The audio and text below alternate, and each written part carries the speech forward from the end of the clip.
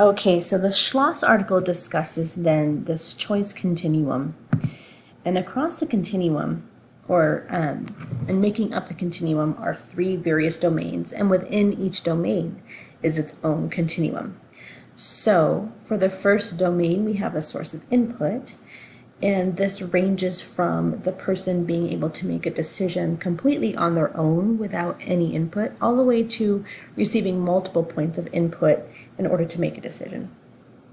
The next is degree of risk, which obviously means from minimal risk to significant risk. And then finally, the degree to which input is binding. For example, this ranges from if somebody gives me input, how much control do they have over my decision? So the example I think of is if I want to choose a new bedspread for my bed, and my mom wants me to get pink, but I really want blue. That choice probably is enough where I can say I want a blue bedspread, and that's going to go that way. My mother's decision on that point does not have a heavy bind. However, in choosing the college that I want to go to, I want to go to ASU and she wants me to go to Texas A&M. She's paying for it. And maybe there are other reasons going into her decision that make it more feasible for her. And so there's a higher degree of binding in that decision. Now, it doesn't mean that she's going to absolutely get her decision. So another example on the extreme end is whether or not I get to drive past midnight and I am a newly licensed 15-year-old. Now, the degree of risk is massive in that. And so the degree to which input is binding, the parents own the car, the parents pay the insurance, the parents are responsible for the young teen, the amount of the degree to which that decision is bound to what the parents think versus what the adolescent thinks is pretty heavy. So if I want to go out past midnight and my dad says no, I probably have to do what my dad says. So how does this apply to ABA? Well, ABA, as we know, is the application of strategies based on the science of learning. We have a responsibility to teach, and there is a tremendous duty for us to identify targets that are not only individualized, but that promote eventual autonomy. So sit with this for a moment. Whether you're an analyst, or whether you're working as an RBT, or a teacher, or a service provider in some way, how many times have you been tasked with teaching or reinforcing compliance or following directions? And then how many times have you been asked to teach or reinforce non-compliance or the word no? Now, I don't have systematic research on this. I haven't done this survey with a large number, with a lot of results, but I have a sense in my head if we were to put these two responses on a bar graph of what that bar graph would look like. And I would guess most of us have had some experience with teaching compliance, but not necessarily non-compliance. And why is this important? Well, which one is more important? With regard to compliance, we know that there are benefits for health and safety.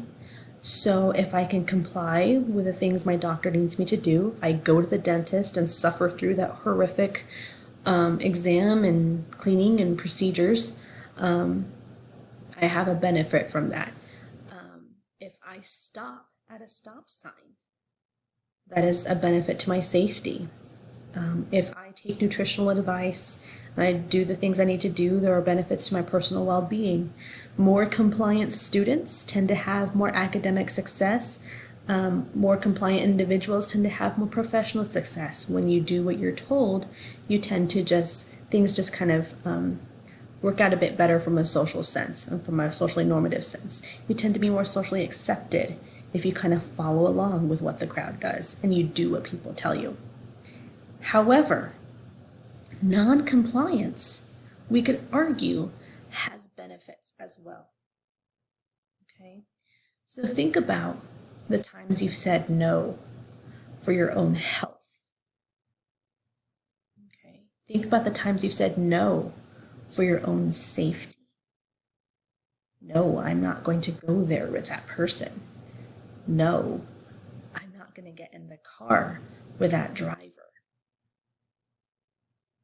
Think about the times you said no for your personal well-being, or the times that you maybe disagreed with the stance of your parents or disagreed with a position taken by a significant other.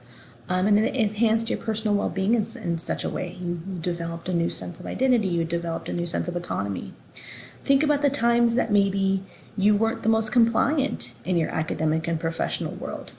Maybe it resulted in an adverse outcome, but maybe not taking someone's advice, maybe not doing what you were told, you went another route and it ended up opening up another set of possibilities for you. Non-compliance is socially acceptable at a certain point. We shouldn't always do what we're told. We simply shouldn't. You see adolescents push this, absolutely. And as an adult, I continue to be non-compliant at certain points in my life. But I would also add that non-compliance fosters the development of problem solving. When I say no to something, I have to understand why I'm saying no to it, especially when it goes against the grain, especially when I'm being encountered with a decision that bears weight on both sides.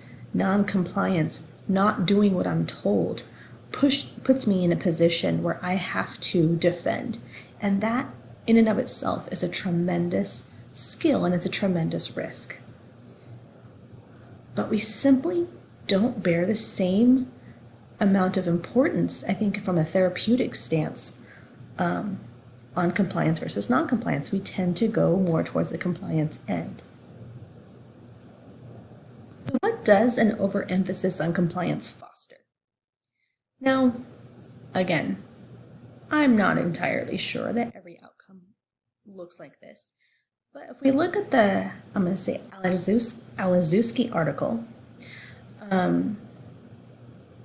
when they asked individuals with disabilities, or what they call service users, about their ideas about risk, what they found, and I put in quotes here, the majority of service users in the present study seemed happy to accept the way in which their family and professional carers defined, identified, and negotiated risk.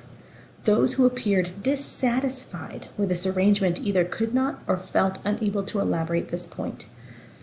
And so this was counter to what they maybe initially hypothesized, was that individuals with disabilities tend to be very resistant. They're just going to do the wrong thing all the time. If you let them do what they're going to do, they're just going to go willy-nilly and make all the wrong choices. And what they found is that's not really the case. By and large, they were pretty willing to accept what was being told to them.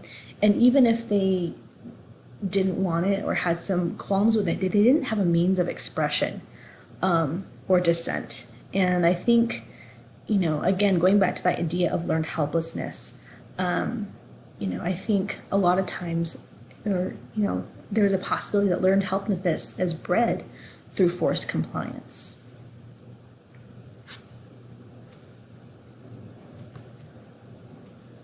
So what needs to happen? And this is the concluding statement from the Alazewski article, is that risk is clearly an important part of the everyday life of people with learning disabilities. If agencies and their employees adopt a narrow hazard approach to risk, they will contribute to the disempowerment of people with learning disabilities. They need to adopt broader approaches in which safety and empowerment issues are recognized and balanced in reasonable risk-taking. So how do we do this? So again, going back to the idea of dignity of risk from the onset.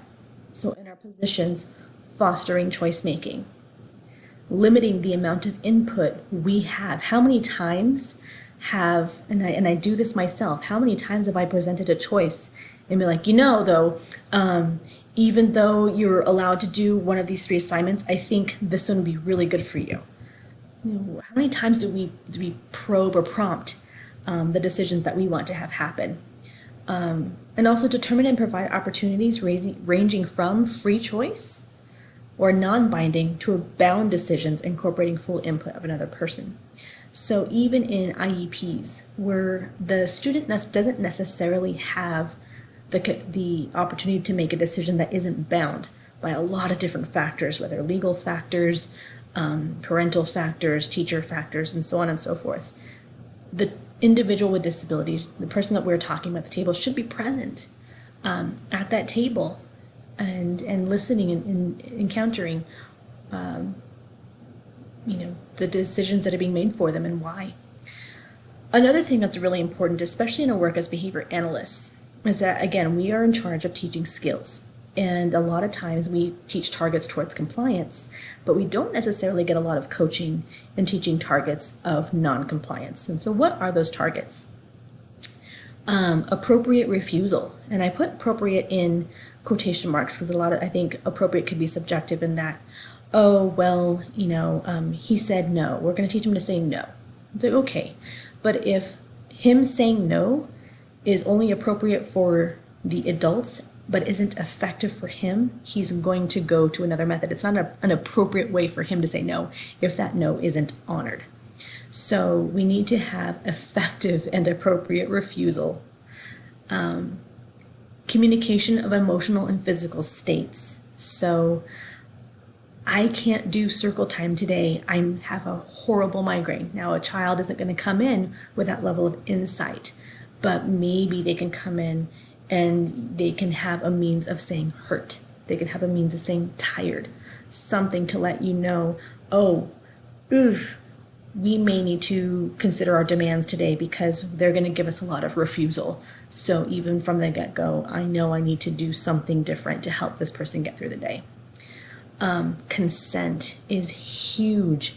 This isn't something that I think we give enough attention to, frankly. And I know that, again, in my own parental experiences, talking about consent is a really hard topic. It's a very mature topic, but we want to make sure that individuals have an understanding of the rights of their own body, and when they can accept touch, when they can refuse touch.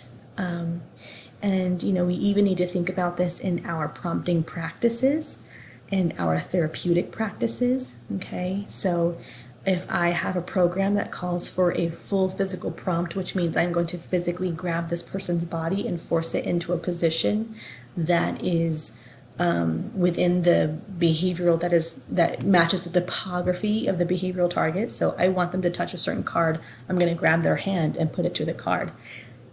Teaching consent in that moment is extremely important because you are forcing a person's body into a position that they wouldn't normally put it in. So again, thinking about what we're doing, making sure we have a sense of some sort of agreement with what we are doing with an individual, and then honoring, again, what happens when consent is revoked? What happens? How do we honor an individual who does not give us consent to touch their body when we're working on behavioral targets? And is it really necessary? There are times when, for medical reasons, we might have to do things to someone's body. And I explain that to my kids from the get-go. There might be times where, a doctor is going to have to touch you, and we'll talk about what that looks like, and we will make sure that you understand why they're going to do that to you.